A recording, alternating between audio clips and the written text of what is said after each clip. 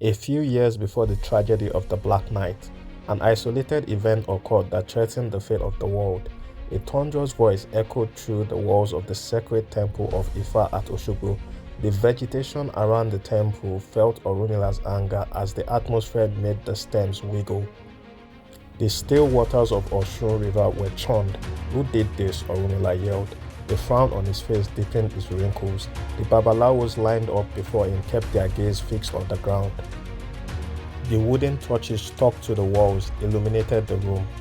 Their white itagos shone brightly with their opele neck chains fastened around their necks.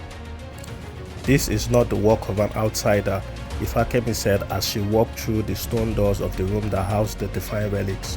Some were made by the forebearers of life, being blessed with the eyes of Olodumare, and some were gifts from Olodumare himself.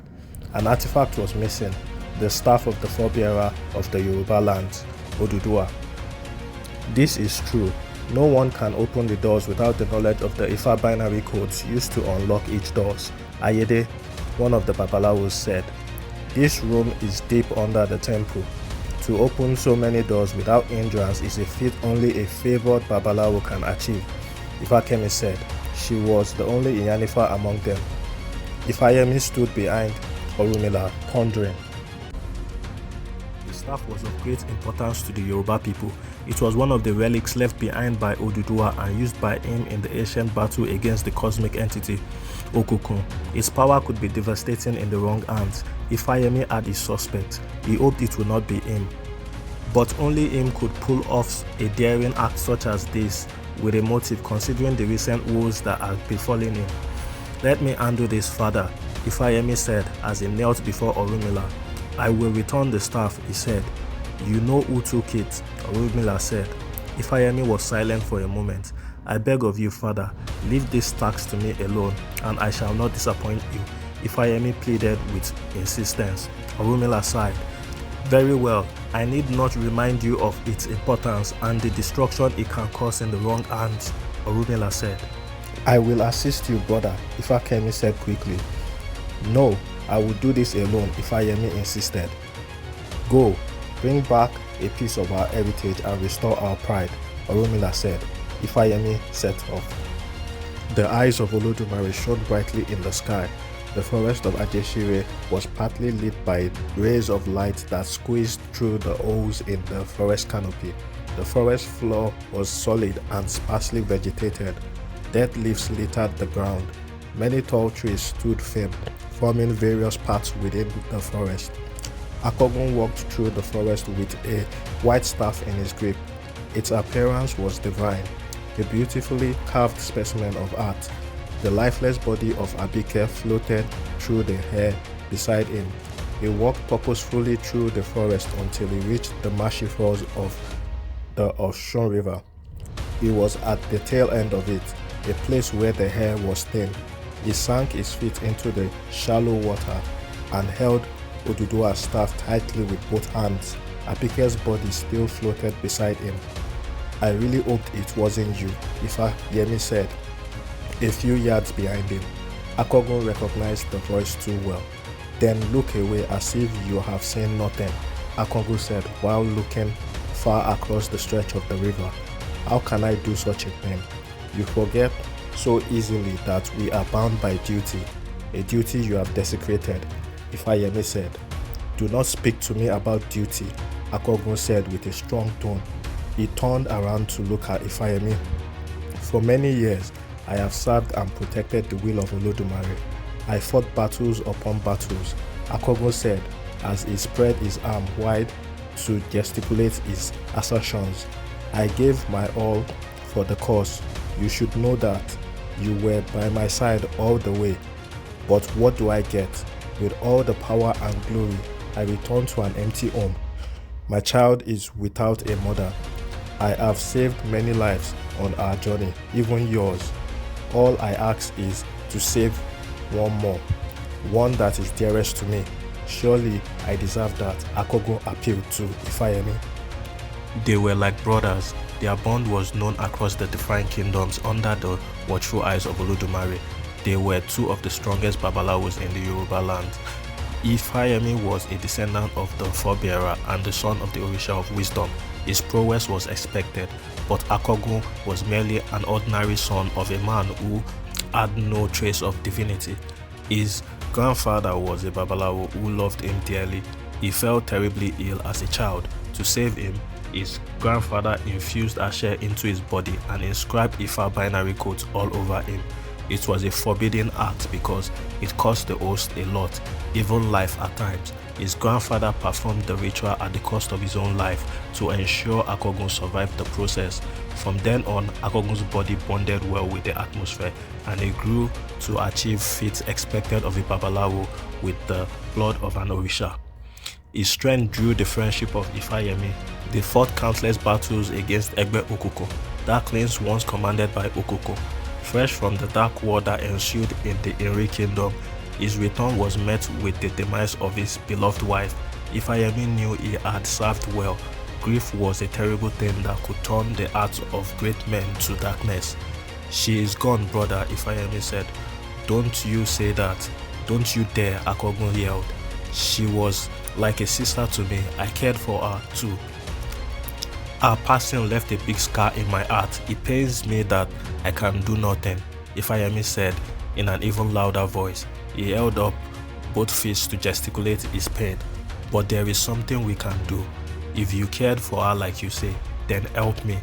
With this staff, we can bridge the three worlds and connect them, the world of the living, the astral lane, and the underworld. Here, where the air is thin, the barriers between the worlds are weak.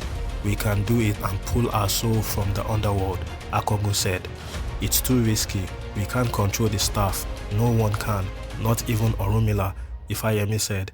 "If we combine our strengths, we have a chance. Help me," Akogun said. "It's too risky. If you rip a hole between the worlds, they will collide and the death toll will be countless. Even if we make it to the underworld, you know not what you will find. You know not what you will bring back. Too much is at risk," Ifayemi explained to him. "You deny me happiness. I took you for a brother. Only once have I ever asked anything of you, and you spit in my face. You liar. You never cared for her," Akogun screamed. "Your mind is clouded. Return the staff and let us attend to your wounded heart," Ifayemi said. "If it were Warewa, what would you do?" Akogun asked. "One life is not worth millions," Ifayemi said. "You didn't answer my question. What will you do?" Akogun screamed. "No life is worth the life of another," Ifayemi matched his scream. The tension between them was intense. They both took deep breaths and paused for a moment. "You lie," Akogun yelled. He turned to the river and grabbed the staff with both hands. "You will not stop me," he said. In Tenubawi Lafefengbo translation, "It is what the mouth said that the wind hears," Ifayemi incanted in the favored language of Olodumare, Yoruba. He invoked Ashe and the atmosphere reacted to his call. The atmosphere was an embodiment of Olodumare. It had everything you needed to create anything in minute quantities, invisible to the eyes. Those who had awakened their presence in the atmosphere could use Ashe to perform many feats by uttering incantations in Yoruba into the atmosphere. When their breath mixed with the atmosphere, the words manifested within it and moved it to do their bidding. The atmosphere answered Ifayemi's call. It erupted and the wind blew in all directions. The strength of the wind blew Akogun into the river, and the staff flew yards away from him. The staff stopped further across the surface of the river. It stood vertically on the river as if it were being held by the wind. Its tip rested on the water's surface. The staff's body had never touched the ground or any surface but the hands of those powerful enough to wield it. Abike's body floated across the water's surface as well, but it didn't sink. Akogun lifted himself out of the river. He wiped the water off his face with his palm. Water dripped down his bald head. "Very well. If it has come to this, then so shall it be," Akogun said. "I do not want to fight you," Ifayemi replied. "You should have said that a few moments ago," Akogun said. In the blink of an eye, he was right in front of Ifayemi. There were at least 10 yards between them, and he closed it in milliseconds. Akogun's body was fortified by the Ifa binary codes of his grandfather. Such a feat was child's play to him. It was a frightening move that Ifeanyi had seen countless times. Akongu clenched his fist and drove it into Ifeanyi's belly. Ifeanyi took a deep breath before the punch landed to attain Araifa, a technique that strengthened the body by sucking the atmosphere of Olodumare. The punch threw him far across the forest, his back driving through countless massive trees. The trees fell like raindrops and his flight was finally broken by a large boulder. He took minimal damage from Akongu's attack because of his form, Araifa. Consumed by anger and disappointment, he dashed forward towards Akongu's position with the force of the wind propelling him at neck-breaking speed. Akongu walked beyond the shores, with each step plunging his body deeper into the water in a bid to reach Oduduwa's staff. He felt the strength of the atmosphere weigh him down and anticipated the impending danger he was in. He clenched his fist and swung it across his chest on the turn. It collided with the explosive fist of the onrushing Ifeanyi. The impact created a massive shock wave that raised the water behind Akongu. The impact threw Ifeanyi towards the position he came from, but only a few yards. Akongu's body was thrown into the wall of water that rose behind him. The force of the throw made the wall of water feel like a solid wall made of Olumo rock. He gasped for air as the wall of water swallowed him after it broke his flight. Akongu rose from the water, mad with rage. He shook the water off his body as he flexed his muscles to depict an intimidating figure lusting for blood. His roar littered the sky with scampering birds. Ifeanyi broke his flight by flipping in the air and planting his feet firmly into the ground, leaving a drag mark on the floor as he slowly stopped on his feet. He removed the part of his itage tied to his shoulder as a strap to put himself in the mood for the dangerous battle about to unfold.